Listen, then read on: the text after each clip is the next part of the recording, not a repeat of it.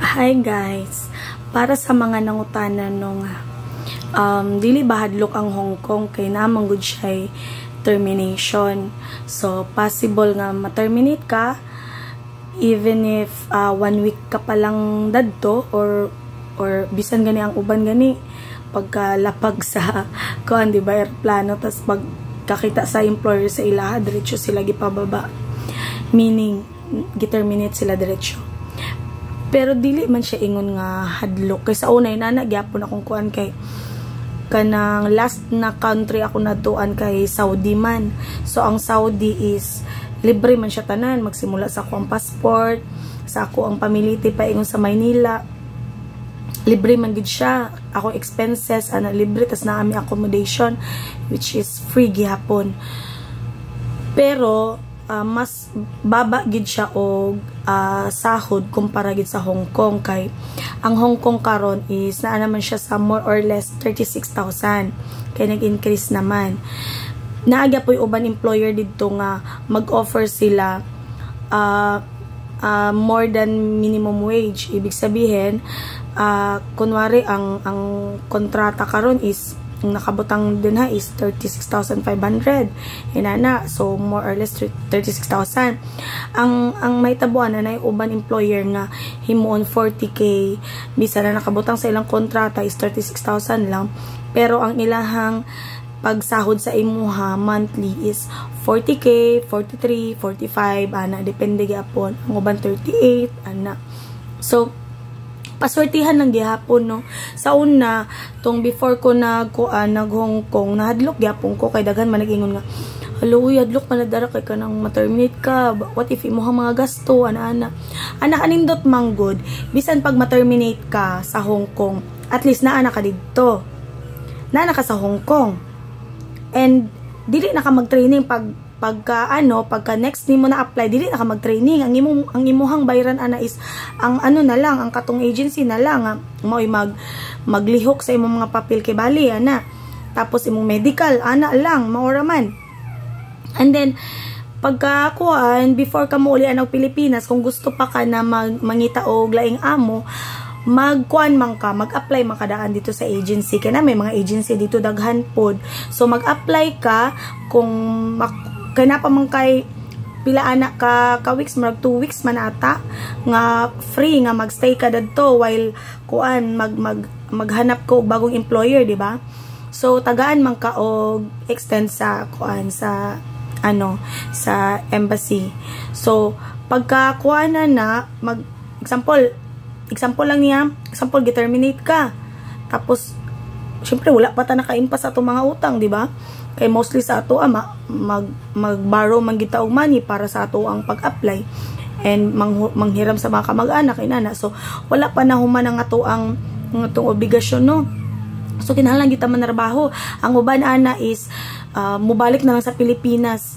Mubalik na lang sila sa Pilipinas kay mag-apply na lang sila og Saudi kay ang Saudi kuan man kanang free tanan, wala sila gasto inana. So mas makatipid sila inana. Pero napoy uban nga i-grab na lang gid nilang opportunity kay naa na magika din ha sa Hong Kong, bisan pa ma-terminate ka, maghanap na lang ka og bagong employer. Tapos pag uli nimo sa Pilipinas kay libre man pud mo ticket ana. So pag uli nimo og Pilipinas, mag-wait na lang ka sa imong visa. Pag abot sa imong visa, balik na ka og Hong Kong. So new employer ka na. So try lang gid ba kay at least na nagi ka sa Hong Kong, kay kung maswertian pog ka na buutan imong amo na sa ikaduhang higayon, at least makasahod na ka og dako og maimpasa na nato tong mga obligasyon na di ba? Kaysa ang naman po'y uban nga mas hiyang gid sila sa ilahang giadtuan kay kintahay na naanad na po sila sa Saudi na nagid po uban gid nga swertihon gid pud kay sa Middle East no, kay naman ko'y mga amiga pod nga naa sa Middle East, swertihon gid sila sa ilang amo. Samantala ako dati buutan man to ang akong amo, kaso lang every 3 months po ko pasweldohon. Murag saba naman ko estudyante go, dili man pwede nga every 3 months. Unya kay retired teacher man to siya, unya iyang anak kay every 3 months na magbisita sa iyaha. So dinha na din ang time nga ila kong sweldohan no, dili man pwede. So una pud nako na amo dara sa Saudi kay kanang kanang silosa, tas isog man gid sila mostly na di ba? So lain man kayo nang magkuan ka nga bisag wala kay laing gibuhat no, kanang buhat-buhatan kay istorya ana.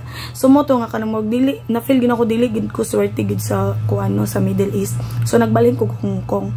So pag Hong Kong dayon ako, buutan man akong ang amo kay una na ako gid na amo is na-terminate man gid ko. Na-terminate ko kay kuan ang akong alaga to kay aso. Dako kayo baby na to niya, tas dalagang kuan siya, dalagang guwang ba. Tas ano, ito iyang baby nga aso namatay naman. So dili na ko niya need. Kay kaya naman daw niya yung kaugalingon ang aso laman lang gyud ang dili niya kaya timon ka naman siya work. So ano siya, since namatay na ang akong alaga nga aso, dili na ko niya kinahanglan. So moto gipababa ko, giterminate ko. Pero naamang koy kuan ato kanang money ato na giatag niya, and at the same time kuan pod kanang ang libre man pud akong ticket paingon sa Manila. So before gani ko nag-uli og Pilipinas, nag-apply gid ko. So after 1 week ata nadawat dayon ko, as in thanks God gid kayo nadawat din ko. Tos to nadawat na dayon ko mo na dayon top, nag-wait na lang ko sa Manila para sa kung mga dito ko sa kung pag-umangko nagstay. Tapos mga 2 months kapin naabot akong visa. So fly na dayon ko. O, diba? So, ikaduhan ako na amo buutan ka ayos in bisag inot siya, pero buutan siya kailangan maging mag-inot, diba? Kaysa dili ba tanan pod nga amo sa Hong Kong is kuan kanang rich gyud, diba? So napoy uban na generous gyud gyapon bisan na sila sa middle class na pamumuhay. So ina na lang buutan gyud ang ako na moto na finish gyud ako kong contract. Tas karon nga mo-apply na pud ko, hopefully buutan na interview man pud ko nila, pero ako may lang nagustuhan. So moto na ni okay ko, grab na rin the opportunity. Pag nagustuhan gyud ka sa amo, kung feel ni mo okay naman ang pag-interview ana, so okay, kung mo okay sa di okay pug ka, go pug ka, manalig lang ka sa Ginoo nga Lord mo unang taan niya na ano. And then kailangan pud na acceptance lang ba, and then manimpalad lang gid ta, and then dili lang gid po ta mo give up ana lang. So dili ta magpadalaan ng kanang kahadlok no, na mahadlok ta kay oy free termination mo dito, ma-terminate, what if ana, tas ana dagan pa itag problema, tas ma-terminate og kalit ana, dagan magpamaagi makikita naman gyapon ta. Ang importante na nga first time ka sa Hong Kong, bisag first time ka hindi na terminate ka, pag abot nimo sa Pilipinas yan na kay employer daan, dili na ka mag-training, diretso na. So mo na guys. So God bless everyone. O ginaot na tanan nato no, decision sa kinabuhi is garan lang kita permi sa Ginoo. So mo lang to. Bye.